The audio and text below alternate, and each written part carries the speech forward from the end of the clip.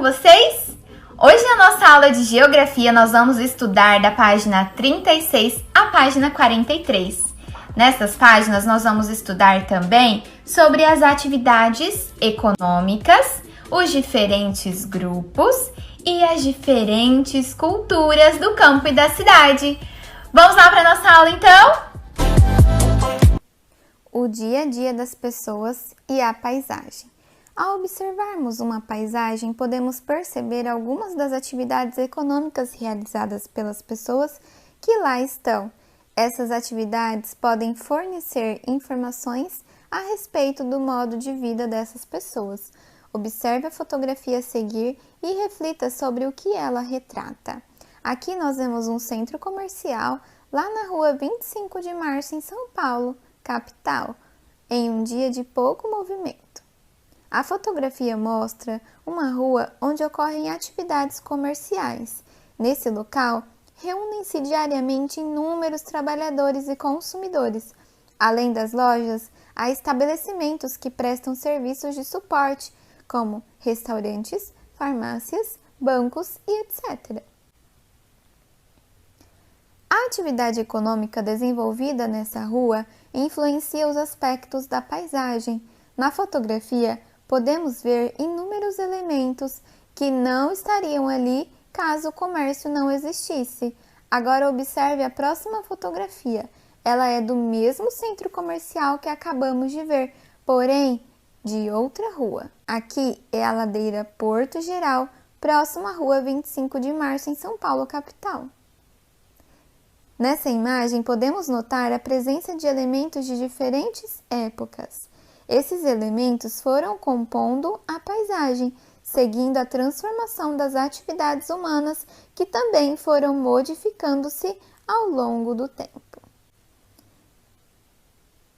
Aí na sua casa, do ladinho da sua mamãe, do seu papai ou quem estiver te ajudando na atividade, você vai comparar as duas imagens desse centro comercial de São Paulo e buscar identificar quais elementos da paisagem são mais antigos e quais são mais recentes.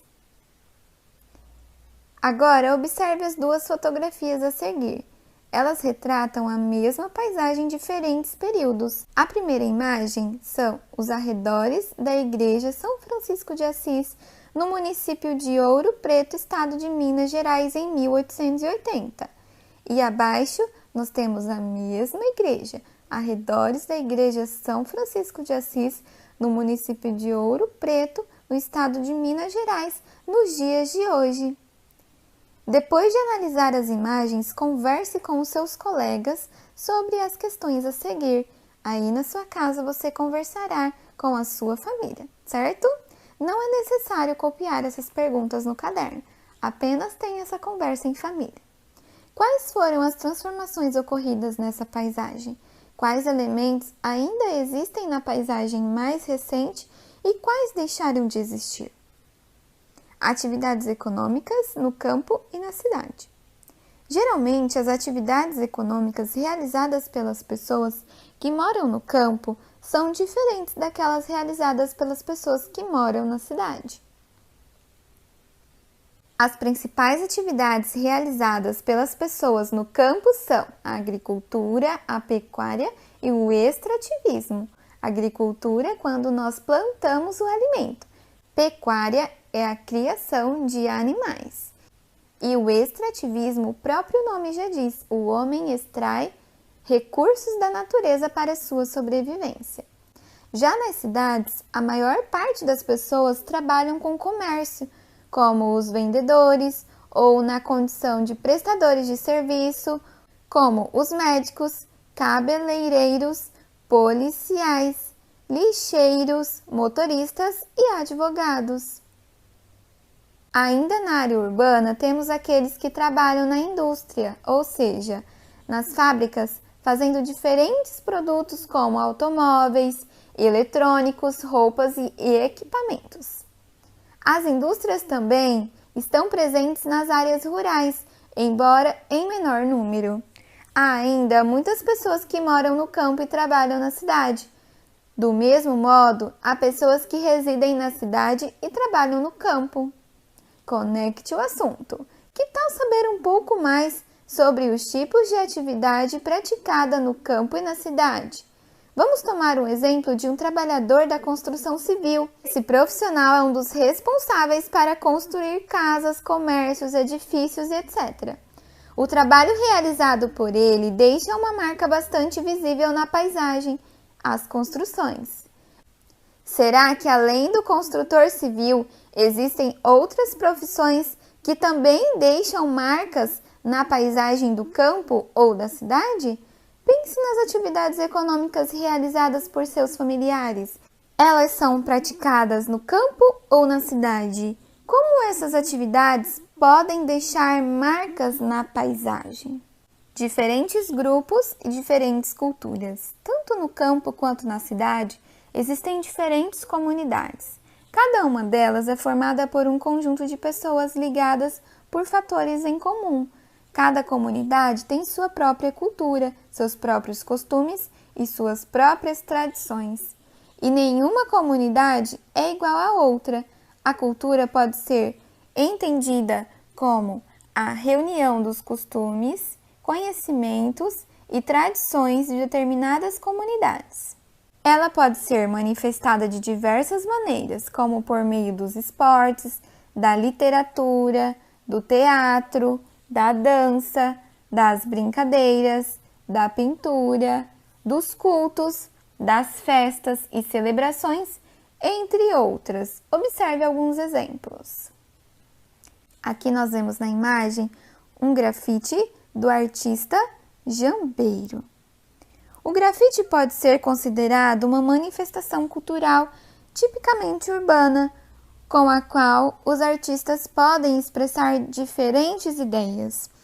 A fotografia acima retrata um bondinho grafitado em um muro da cidade do Rio de Janeiro. Esse meio de transporte foi bastante utilizado pela população durante muitos anos, fazendo parte do cotidiano dessa comunidade. Aqui nós vemos a imagem de uma festa junina realizada no município de Campina Grande, estado da Paraíba. As festas juninas ocorrem em diferentes regiões do Brasil. Seu surgimento está relacionado ao período colonial, quando os portugueses trouxeram aspectos de sua cultura para o nosso território. Elas são consideradas uma herança cultural brasileira. Nessa festa, há comidas típicas, brincadeiras e a chamada quadrilha, uma dança na qual as pessoas se organizam em pares. Aqui nós vemos uma outra imagem que representa a festa da cerejeira em São Paulo, capital. Aqui no Brasil, diversas comunidades de imigrantes se reúnem para manter suas tradições e sua cultura. Os japoneses, por exemplo, que migraram para o país há muitos anos, comemoram a florada da cerejeira anualmente. É uma festa típica japonesa que celebra a floração da árvore que é símbolo do Japão. Você sabia? Respeitar as diferentes culturas e apoiar a diversidade é importante para que o poder do diálogo esteja sempre acima dos conflitos. Isso permite que as pessoas vivam em harmonia, apesar das diferenças. Agora vamos para a atividade, família e escola. Essas perguntas você vai responder junto com a sua família. Aspectos culturais do lugar onde eu vivo. Para compreender um pouco mais dos aspectos culturais do lugar onde você vive, que tal realizar uma pesquisa com seus familiares? Em casa, busque conhecer um pouco mais sobre as atividades culturais que vocês realizam. Para isso, responda com os seus familiares as questões a seguir. Você e sua família praticam algum tipo de esporte? Se sim, qual esporte? Quais festas ou celebrações são marcantes em seu grupo familiar? Você e seus familiares acompanham ou praticam alguma atividade artística? Qual? Então, essa foi a nossa aula de hoje. Um beijo e até a próxima aula. Tchau!